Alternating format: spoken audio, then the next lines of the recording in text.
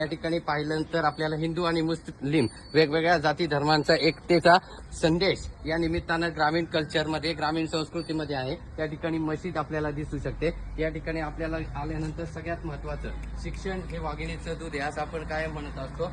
ते जीवन विद्या मंदिर किंवा जीवन शिक्षण मंदिर याला शाळा आपण संबोधतो. ही शाळा आहे विद्यार्थ्यांना घडवण्याचं काम, माणूस म्हणून समृद्ध करण्याचं काम ही शाळा करत असते.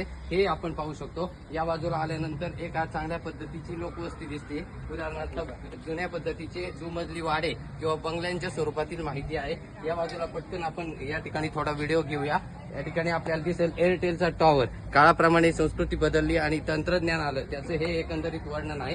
तटबंदी सुंदर आहे, अशा पद्धतीने एकंदरीत ग्रामीण रचना आहे. वरच्या बाजूला सगळ्यात वरती ग्रामपंचायतीच्या सगळ्या वरती बाजूने आपण गेल्यानंतर एक शिवालय आहे, मंदिर आहे. एकंदरीत अशी ग्रामीण संस्कृती ही आता आपल्याला पाहायला मिळते आहे.